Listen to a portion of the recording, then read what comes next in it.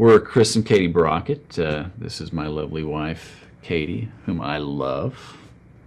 And I respect Chris. That's what I'm We've waiting been on. married 12 years, and we have 2 sons, 8 and 4. I guess before the Love and Respect series, I mean, we've been living on the crazy cycle for approximately 12 years. I mean, we've been married, I guess, 12 years in January. So, I mean, there have been times where it's like the marriage is great, but I mean, we basically, stay on the crazy cycle. I think one of the good things about the Love and Respect series is it kind of gives you a vocabulary and also gives you a way to look at it because, I mean, 99% of the arguments that we have are not about the real issue, but they're actually about just the argument itself. And so it's like we're on this downward spiral and we're both looking at each other and it's like, I'm not getting off first, so it's kind of that, and we just keep spinning downward. So I think we're spending less time on the crazy cycle. I think it's just some bad habits that we're going to have to really spend some time and break. But the big thing for me is I felt like for 12 years, I guess, like we were trying really hard. Like we really were trying. We're really wanting it to work, and we know it's supposed to work. We believe what God says. But I felt like I was sometimes just digging with my bare hands, trying to make this thing grow, and I would just get frustrated and worn out and bloody and just all that. And I knew there were tools that would help me, and I just didn't know how to get them out of the shed. I don't know how to explain it.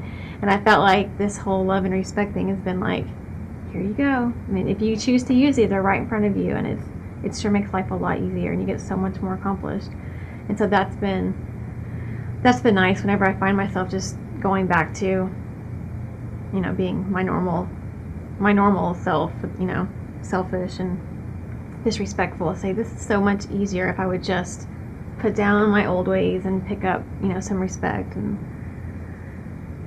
love too, but just to be really respectful, and not just to be respectful, but specifically how to be respectful every day of the week in a different way, in the ways that are really important. And I guess I didn't realize how important a career was to a man.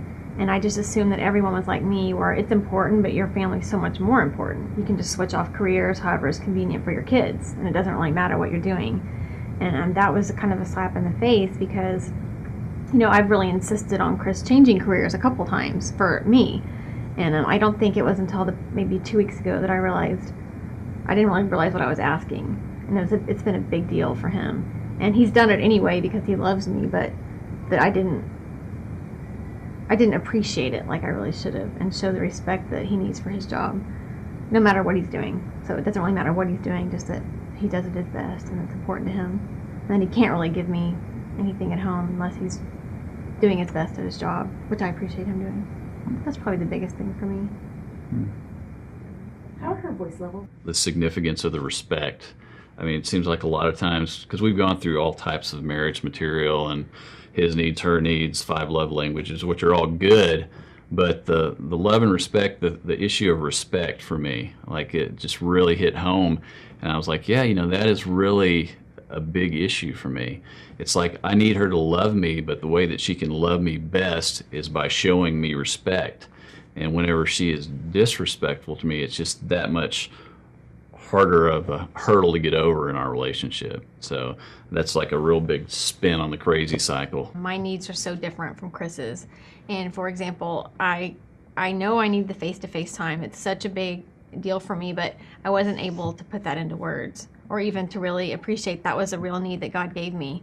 And I'd just be frustrated that Chris did not automatically want to have face-to-face time with me. And I thought that if he really cared about me, that's what he would want to do. And so I would just kind of shut him out if he ever wanted to do anything recreational or just a shoulder-to-shoulder time, because I thought, well, he doesn't deserve it because he never wants to meet my needs. And it was a happy day in church when they said the face-to-face thing is a woman's need, and it's okay, but it is very different from what a husband is going to need. And I thought, wow, that's exactly what I want to say if I could have found the words to say it. And so I've been able to appreciate when he goes out of his, the way God made him and do something for me that's not natural.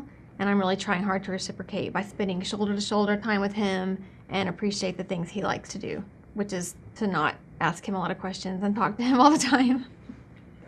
She told me, I guess it was a couple weeks ago, it's like, if you'll just say that you're sorry, and because it's really hard for me to say I'm sorry. I mean, unless I feel like I have committed a heinous crime, you're not going to get I'm sorry out of me. And especially if it's like, maybe I said something, negative to Katie, she got upset, and then she like hit me over with something much bigger than, maybe I upset her something small in my opinion, and she like, well, yeah, we'll take this, and so I felt like her comeback to me was so much greater.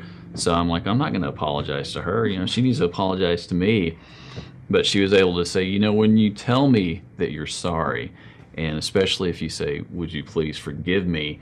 She said, I mean, it's just like, I can't express, how much love I feel. Mm-hmm. So it became almost like a playful thing. So it's like I would say, I'd look at her and I'd say, like, I'm sorry. Please forgive me. And even though it was in jest, it still had the same effect. So I'm like, bonus. Well, we were talking about our oldest son Tate was going on about how he felt like he was being treated unfairly, that his younger brother had it easier than he had it whenever he was the same age, and kind of at the tail end of that conversation, he was saying, and another thing that really bothers me is that you guys fight so much.